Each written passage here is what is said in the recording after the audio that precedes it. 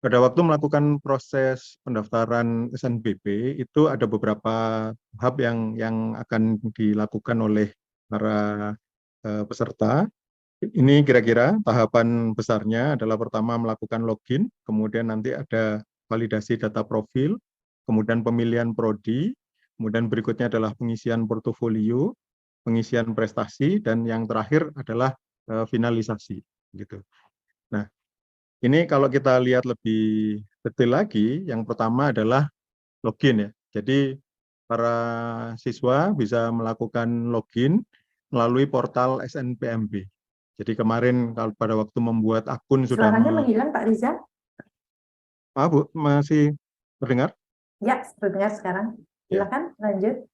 Jadi pada waktu kemarin melakukan pendaftaran akun itu sudah melewati portal SNPMB. Jadi ini bisa melalui cara yang sama dengan mengisi halaman login seperti ini dengan user ID yang berupa email dan juga passwordnya. Kemudian nanti akan terlihat bahwa di situ akan ada aplikasi untuk pendaftaran SNBP ini, aplikasi pendaftaran SNBP. Jadi silakan masuk ke dalam aplikasi tersebut.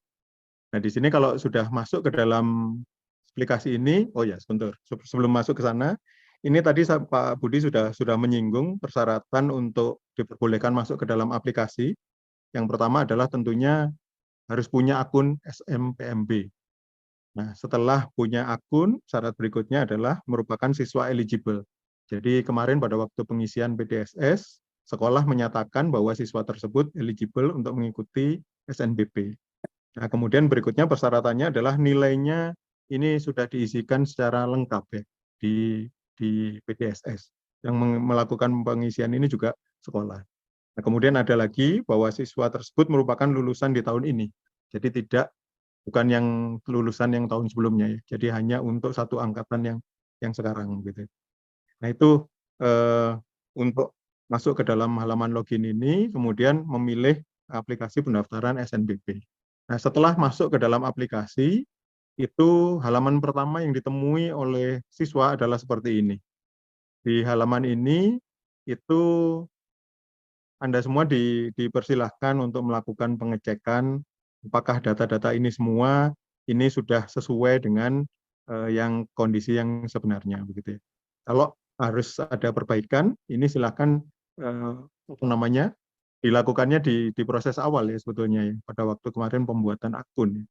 Jadi semua data yang ada di sini itu didapatkan dari pada saat Anda melakukan pendaftaran akun. Nah, ada satu yang perlu ditambahkan di sini adalah terkait dengan jumlah tanggungan. Jumlah tanggungan orang tua. Ini harus dimasukkan ke dalam halaman ini begitu. Jadi itu yang perlu dilakukan di saat melakukan validasi data profil. Jadi setelah memeriksa data, kemudian memasukkan data tanggungan orang tua, kemudian bisa memilih tanda centang ini dan selesai ini halaman ini. Jadi satu tahap selesai. Tahap yang berikutnya itu adalah pemilihan program studi. Nah, di sini ini yang disebut dengan pilihan 1 dan pilihan 2 tadi itu. Jadi silahkan di sini pertama yang dipilih adalah di sisi yang sebelah kiri itu perguruan tingginya. Setelah memilih perguruan tingginya, di sisi yang sebelah kanan ini adalah ada daftar perguruan tinggi, daftar prodi ya, program studi yang ada di dalam perguruan tinggi tersebut. Begitu. Jadi silahkan kalau mau dipilih menjadi pilihan 1, maka silahkan dipilih di sini ada pilihan 1. Kemudian kalau mau dipilih menjadi pilihan 2, ya tinggal diklik di sini sebagai pilihan 2. Jadi sangat simpel gitu cara untuk memilih program studi ini, yaitu cukup dengan melakukan klik di pilihan 1 dan pilihan 2. Nah, tadi ada batasan, jangan lupa yang disampaikan oleh Pak Budi, bahwa kalau Anda memilih 2 pilihan, maka PTN pilihan yang 1 atau di pilihan 2, itu salah satunya itu harus satu provinsi dengan lokasi sekolahnya. Jadi misalnya kalau tadi sekolahnya itu di Jawa Barat, katakan aja, maka salah satu di antara pilihan 1 atau pilihan 2 itu harus berada di Jawa Barat. Kalau misalnya katakan aja sekolahnya di Sumatera Utara, begitu, maka salah satu di antara pilihan 1 dan pilihan 2 harus berada di Sumatera Utara. Seperti itu ininya, apa namanya, batasannya. Selain itu tidak ada batasan, dan memang betul bahwa ada perbedaan dengan tahun yang sebelumnya, di mana kalau di tahun sebelumnya itu ada batasan terkait dengan Saintek dan Soshum. Di tahun ini tidak ada batasan. Jadi semua boleh memilih ke semua, begitu ya pada dasarnya. Tapi tadi yang disampaikan oleh Pak Budi, jangan lupa bahwa pilihan itu semuanya ada konsekuensinya ya. Jadi harus dipilih secara bertanggung jawab, begitu. Nah, setelah melakukan pilihan di sini bisa memilih tombol ini, di mana di sini ada pilihan Anda, akan muncul sebuah dialog seperti ini. Artinya untuk memperlihatkan pilihan satunya apa, pilihan duanya apa. Kalau ingin membatalkan pilihan dua, bisa menggunakan tombol ini, menghapus pilihan dua. Nah, kemudian kalau kira-kira pilihannya itu sudah firm, baik itu memilih satu pilihan atau memilih dua pilihan, sudah firm, sudah yakin begitu, maka ini bisa dipilih tombol ini. Nah, berikutnya, artinya kalau sudah sampai di tahap itu, pemilihan program studi ini sudah beres. Jadi langkah kedua sudah beres. Kita masuk ke langkah yang berikutnya. Jadi kalau dilihat di sisi sebelah kiri ini, sebetulnya ini urutan langkahnya itu ada di sini nih. Terlihat di kiri ini.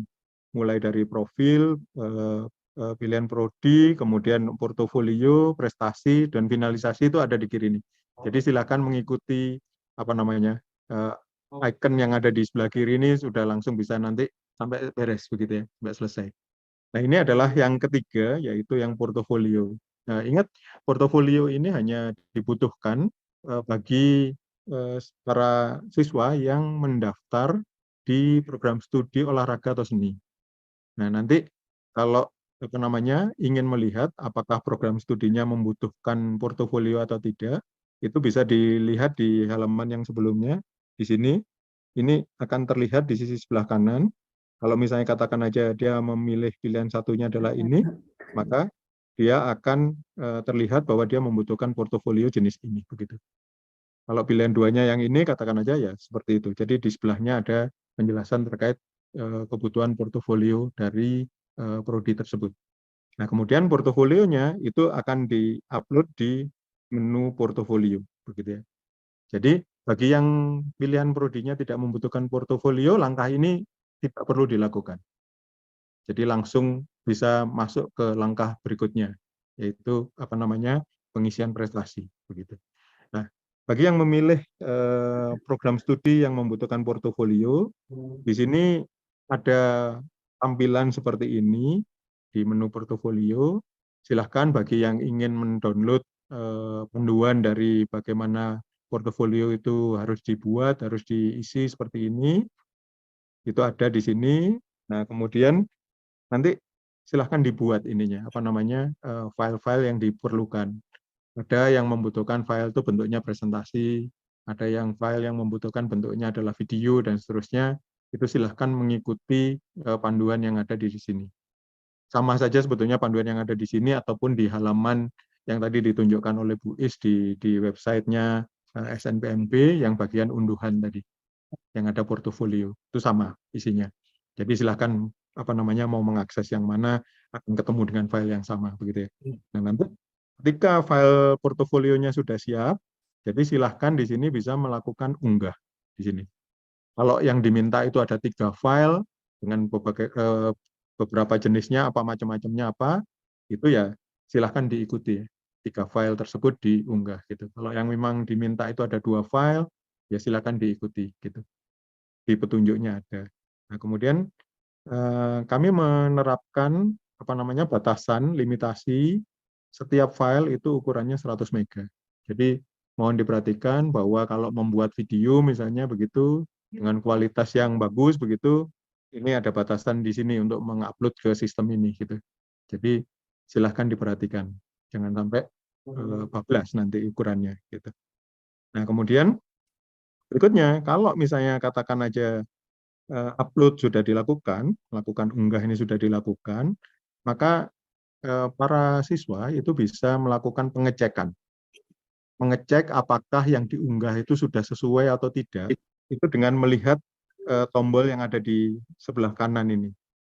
Jadi apa yang di-upload itu bisa di-download ulang begitu. Jadi di sini adalah yang ada di server itu apa sih, file yang seperti apa begitu ya. Jadi Anda bisa melakukan konfirmasi di sini. Coba di-download ulang begitu ya, file yang tadinya sudah diunggah. Nah, nanti terus dilakukan pengecekan. Oh benar bahwa yang tersimpan di server sudah sesuai dengan apa yang saya upload begitu ya. Itu bisa dilakukan cross check seperti itu. Nah, kalau seluruh dokumennya ini sudah di-upload, misalnya tadi dimintanya adalah 3 file, ya maka tiga-tiganya di-upload, katakan aja, maka sudah bisa menekan tombol ini. Nah, bila sudah sampai ke langkah itu, artinya pengisian portofolio ini sudah selesai begitu. Ingat, sekali lagi pengisian portofolio ini bergantung kepada prodi yang dipilih. Jadi ada prodi yang membutuhkan portofolio, ada yang tidak. Bagi yang prodi pilihannya tidak membutuhkan portofolio, maka langkah ini bisa di-skip ya, tidak perlu dilakukan. Oke, berikutnya. Ini adalah langkah keempat, begitu ya. Di langkah keempat, ini adalah pengisian prestasi. Langkah ini sifatnya opsional. Jadi bisa diisi atau tidak, itu tergantung apakah Anda punya satu daftar prestasi yang mau disampaikan atau tidak, begitu ya. Kalau katakan aja siswa punya sejumlah prestasi yang ingin disampaikan, maka di sini dibatasi hanya 3 saja. Hanya 3 saja. Jadi silahkan dipilih prestasi yang terbaiknya begitu. Nah, kemudian bagaimana cara untuk melakukan pengisian prestasi ini? Yang pertama di sini adalah filenya di-upload dulu. Gitu. Setelah filenya di-upload, jangan lupa, ini ada beberapa hal yang ada di bawah ini juga harus diisi. Yang pertama adalah terkait dengan deskripsi di sini. Deskripsi. Nah, deskripsi ini silahkan dituliskan. Ini prestasinya, ini prestasi apa. Dan mohon kalau menuliskan deskripsi itu yang jelas begitu ya. Sehingga orang dengan membaca satu kalimat itu bisa terbayang ini prestasinya apa. Misalnya di situ disebutkan ini juara 3 lomba sesuatu, lomba X gitu, tingkat nasional begitu, itu disebutkan semuanya begitu. Jadi di sini sudah ada satu contohnya, jadi silahkan Anda mengikuti itu. Nah, kemudian selain deskripsi, di sini ada juga terkait dengan ini tuh prestasi kelompok atau prestasi individu, kemudian jenis bidang prestasinya apa, begitu tuh harus dimasukkan di sini.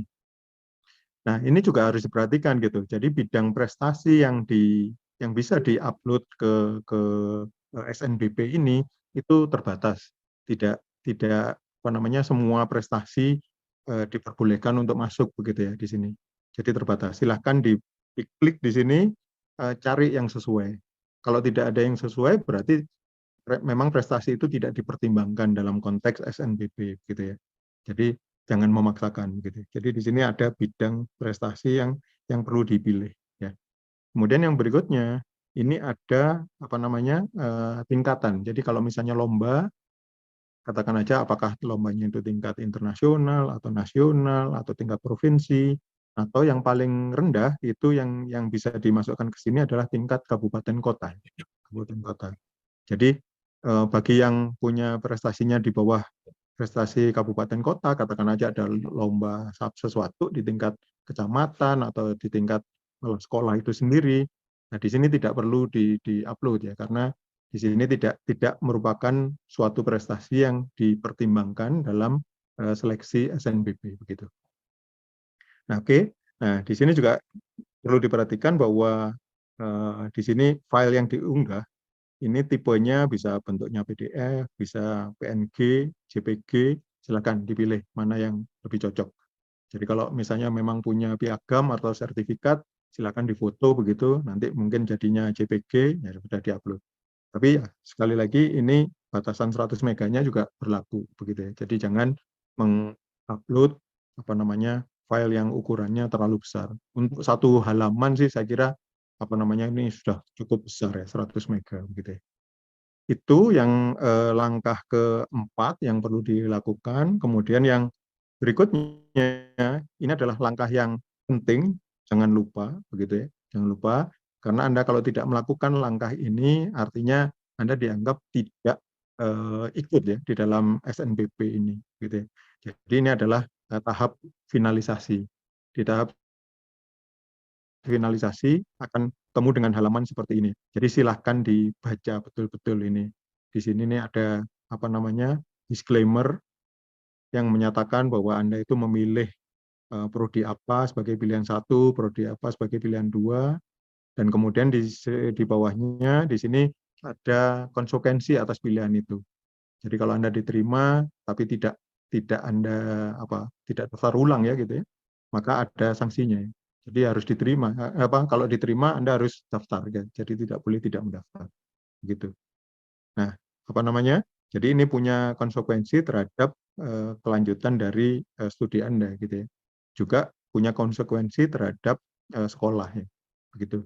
Jadi silakan ini dibaca dengan baik, dicermati, kemudian dilakukan persetujuan dengan penuh tanggung jawab ya, di sini. Jadi ini ada yang harus diklik di sini, kemudian tombol yang hijau ini harus diklik ya, begitu.